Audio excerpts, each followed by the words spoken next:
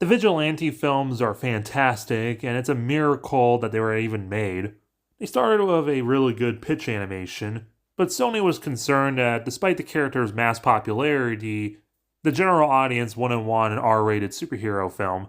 But then the footage leaked to the internet. We don't know who did it, but we can be confident their name starts with an R and ends with Ryan Reynolds. Everyone who saw it absolutely loved it, so Sony got that stick out of their butts and greenlit the film. Ryan Reynolds as Adrian Chase the Vigilante fits this role like a glove.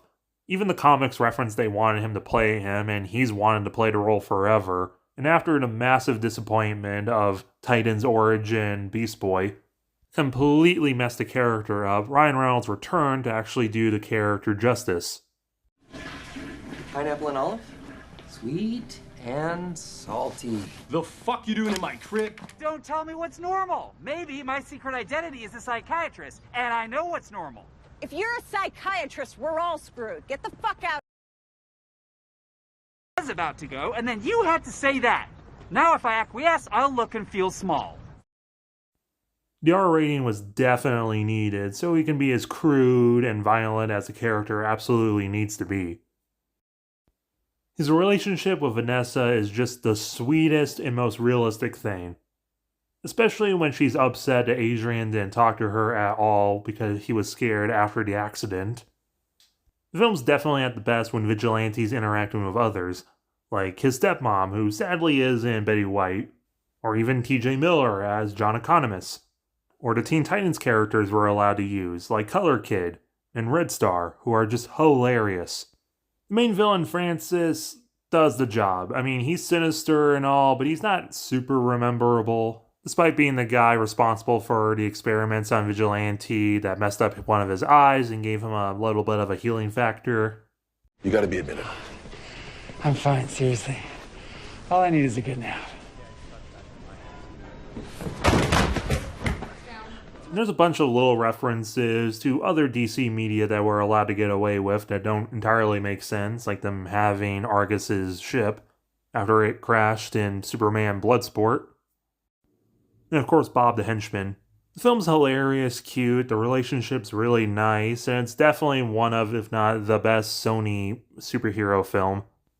Only really rivaled by the sequel. I feel like people either love this film, or they had such high expectations from the first film that nothing will ever live up to it. It begins with Vigilante blowing himself up.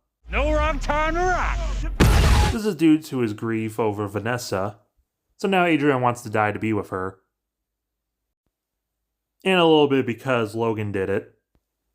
I hope poking a hole in that Beast Boy figure was worth it, because that would be half the budget today, just for that Diamond Select Beast Boy from the Beast Boy. Adrian recovers at Titan's tower and even joins the Titans. On a mission, most of them are hiding from Adrian, but we have two notable characters that should have been in the first film. Darkseid himself playing Gunfire. I mean, I know, even with him as Darkseid, he does fit the role pretty good with his gruff voice. But I mean, Stephen Lang was there. He could have definitely played the character. The point is, Gunfire is from the future, and he's went back to the past to terminate this kid, Danny Chase, before he becomes the supervillain Phantasm. Adrian and Danny end up in jail after that failed Titans mission.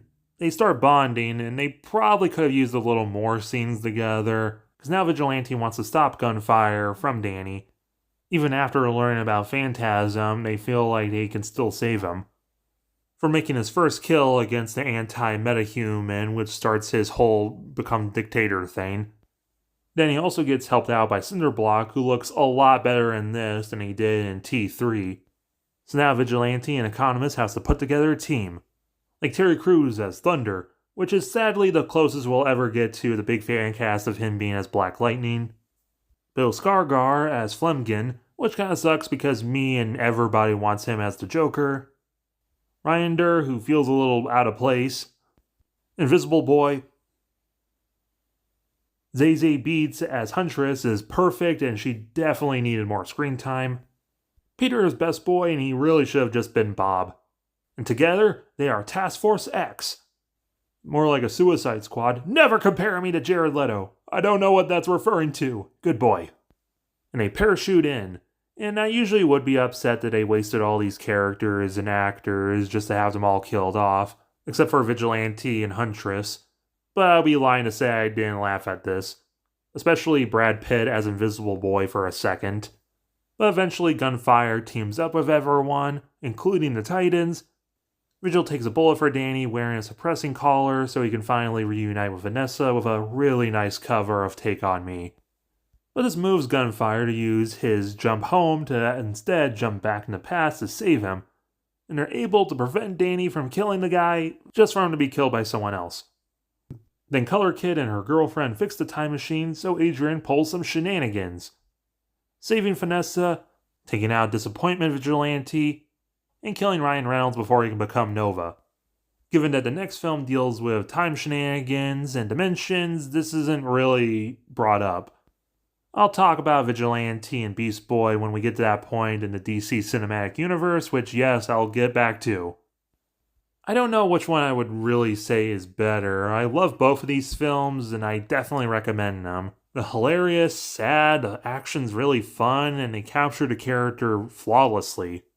But let me know your opinions down below as well as hitting the like button and the subscribe button.